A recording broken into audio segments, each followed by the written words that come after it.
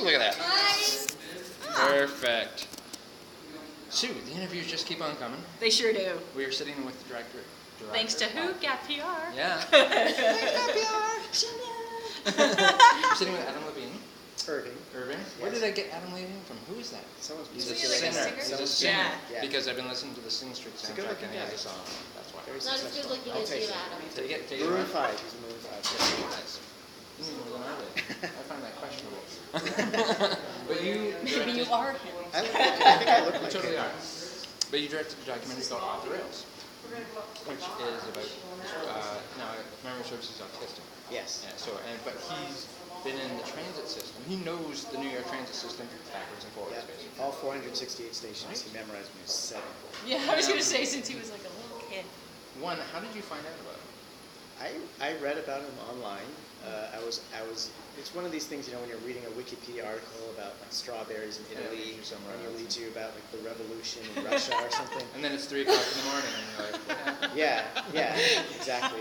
So I think I was reading about obsessive train buffs or something like that, and he's a very good example of that. So I was like, see, Darius McCollum's article.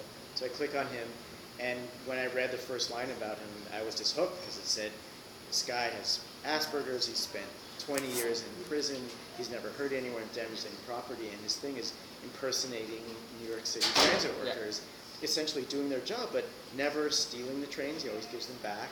He doesn't hijack, he doesn't use force, he's not a terrorist. He's just kind of going to work with his lunchbox and his uniform, volunteering services, but he doesn't work for them. And so it's kind of reminded me of Catch Me If You Can, the Leonardo DiCaprio. Oh, yeah. I thought, he was just kind of interesting twist on that. That's amazing. Well, they taught him. They initially taught him, if I read the little blurb right, like when he was 7 or something.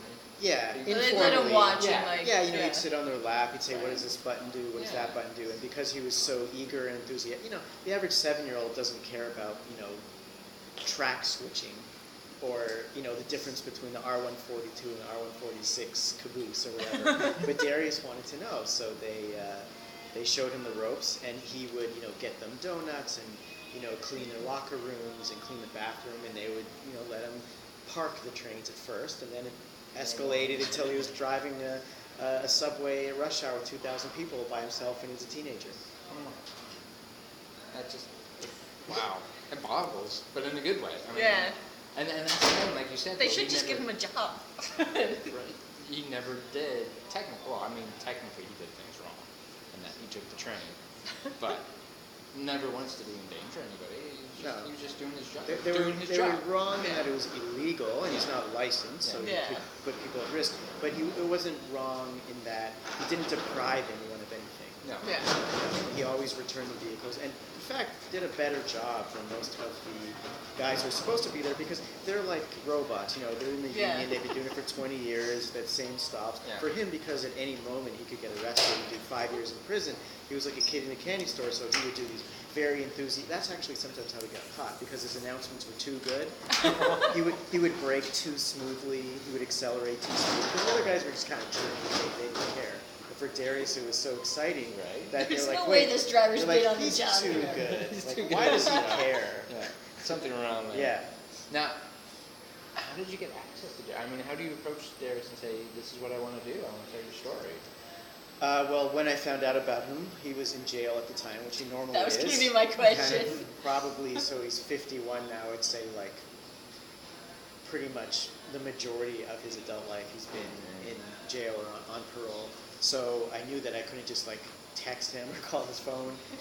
So I noticed that in articles about him, I kept referring to this woman, Jude Domsky, that wrote a play about him called Boy Steals Train.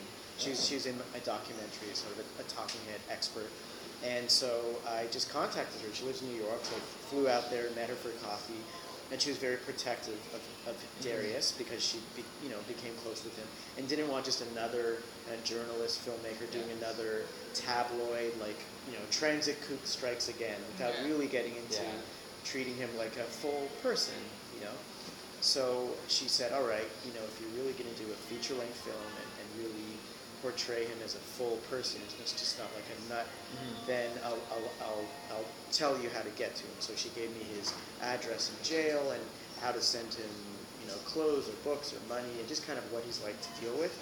But she also told me I was like the 27th filmmaker to approach him, and she's pretty much saying like, I know you're excited now, but then you'll get discouraged because you're not going to have access to him, Darius, because he's in jail, and you're going to realize it costs a lot of money, it takes a lot of time to make a documentary, and you'll have to go back to your job at the bookstore, Starbucks, wherever filmmakers work when they're not making a movie.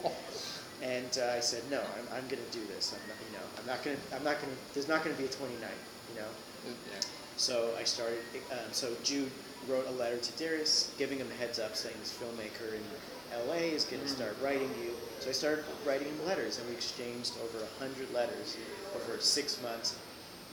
Getting to know each other, building trust, and then I wrote him a last letter and said, how would you feel if I came to New York to actually meet you in person? He said, sure, great. So I flew out there, had this terrible, 4 hours of waiting and strip searching and all the stuff you have to go through when you visit someone at a county jail in New York. And had my 1 hour, in a room with him. And he was just so normal, and he seemed to like me. So I said, let's make a movie. And now, 3 years later, it's done. So once again, 3 years. Yeah. So, because Sue and I keep talking about, we should make a documentary. We should make a documentary. That's 3 years. Yeah, with everything, even if you can film it in a few months, it's going to have editing, you test it out, and then you make changes. Anyway, Darius was quite enthusiastic about me making a movie about him, especially that he saw how serious I was, that I flew 5 hours just to meet him. Yeah, you weren't like in another city. Yeah. You were on the other side of the continent. Exactly. So he could see my dedication. And of course, the 6 months of 100 letters exchanging showed my commitment as well. Because people in my generation or really in any generation now, don't write handwritten letters to communicate. We're talking 1 week just to get the letter to New York, 1 week to get back. So 2 weeks to get an answer of like, how are you? Whereas in our world, it's like 5 seconds on texting. So he could see the. Unless the person on the other end's a jerk and they don't text back. Yes, exactly. I don't do that. That's wow. Now, has he seen the film? No, he hasn't. He would have seen the film if he didn't get arrested again in November for taking a Greyhound bus. Yeah. So he's maybe doing 5 to 10 years in prison for that. And he didn't. He tried not to. He said, Adam, I promise I will not get arrested for 1 year. For most people, like when they say to their mother, they'll say, I won't get arrested ever again. But for Darius, 1 year, that's impressive. Yeah. That's how you know he loves you. And he's like, I'll go a full year without getting arrested. And the reason was because he really wanted to participate in this. He wants to be sitting here doing press, loves attention. And let's be honest, when a journalist watches my film and they like it, they don't really want to interview me. They want to interview Darius. He's a much more interesting guy. So, he's very disappointed that his addiction caused him to get arrested once again just months before the premiere of this film. And now that it's touring and getting press attention, he's in jail, and it's very hard for journalists to get to him. And so he kind of, he's mad at himself for putting himself in a situation, but it just shows you how serious the addiction is, that even with this incentive to not get arrested for a year, to be in the spotlight, it still wasn't strong enough. The trains always win, That's. Which I also kind of get. Oh, I get it. I understand it, but it bothers. Even hearing you tell the story, I can't help but feel so bad for him. I know. Yeah. Does he have internet access? No, nothing. No phones, no internet. You can't email an inmate. He's just a nice guy with a passion who wants to provide a service to riders, but he's never been able to channel that into something that won't get him in trouble. He's never found a legal way to express his passion. Now, actually, this just popped into my head because you were talking about writing letters. Any thought about writing a journal of your activities during a festival, like we're showing the film tonight? This is what I think we're going to happen. We talked about this at the screening, and then send it to us. Yeah. I mean, I don't know if he'd find that interesting because at the end of the day, it's all about him. Right. For him. Okay, that's fair. Like what he'll say, whenever he gets arrested or he's in the paper, he always says, send me the article, especially if there's a picture of me. Print it out. So I print it out on my computer and I mail it to him, and then he puts it up on his in his cell or whatever, like to show off. Even though he's getting in there for doing things that are illegal, he's proud of himself that he's a somebody, Yeah. and that's important to him. So if I just said, I had brunch with so and so, and then we screened your film, and then I did an interview, he doesn't really care. He's gonna be like, well, where do I fit into this?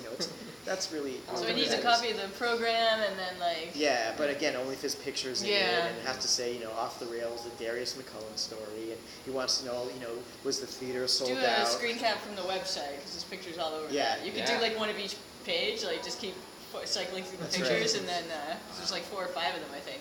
Yeah, that's true. And then just print out the page with the same description but a different picture every time. And there are a lot of films actually this year about autism. There are tons Yes. of them. Yeah. Now, as a filmmaker, do you think that's something that society is becoming more aware of, and that's why there's a focus on it, or is it just because there's so much autism?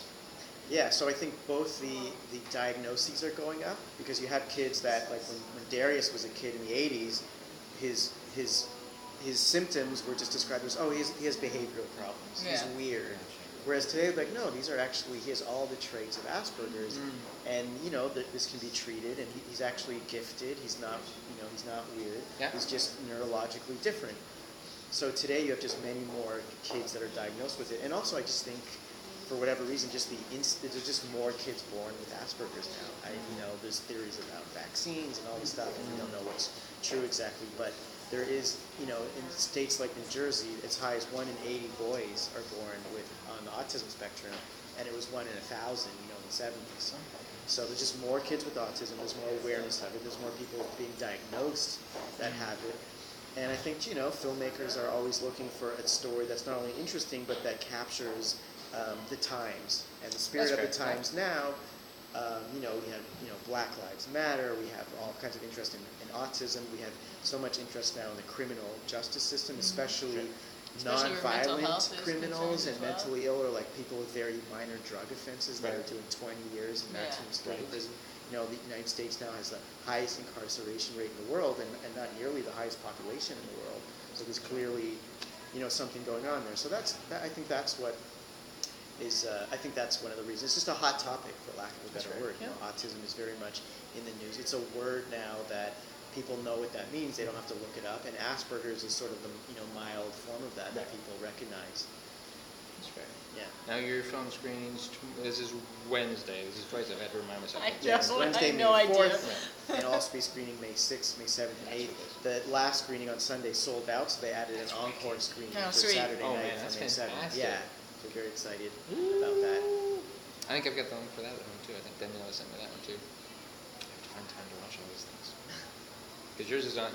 As soon as Daniela said, or Kate said, one of them said, Yeah. so and so, here's the movie. This is what it's going to be about. I need to see that just because the subject matter is just amazing. I mean, I've enjoyed, and that just sounds mean. I've enjoyed every autistic film I've seen this year. It sounds really. How many is Yeah, that? no, because there is 4 or 5 there of them. is Okay. there is a quirkiness and a humor to people on the spectrum, because in their mind they don't realize they're being funny to a neurotypical, because they're often very, very literal. Yeah. So they'll say things to us that will sound kind of funny and robotic, and we're not making fun of them, but we're just kind of touched by their unintentional charm. Yeah. There's a naive honesty in it. Yes, And a it's like, childlike Right? Yeah. That's refreshing for the innocence. most part, I think. Yeah. Yeah, and also refreshing in that they just say what's on their mind with Yeah. no filter. So No it may come bullshit. off as mean, but it's still kind of funny, because we know that they don't mean to be cold-hearted, but they'll just be like, that And dress doesn't look somewhere good on inside you. you're like, I Yeah, was thinking weird the hair. exact same Yes, thing. exactly. I just didn't Yes, think we're it. all I think thinking I it, say but it. they So said they it. said, Yeah. That's amazing. Adam, thank you for your time. My pleasure. Your film is going to be, I think it's going to be one of the highlights of the festival. Thank you. I'm calling that right now, highlight of the festival. You heard it here first. And yeah, looking forward to seeing it. All right. Thank you very much. Sure, my pleasure. Turn that on.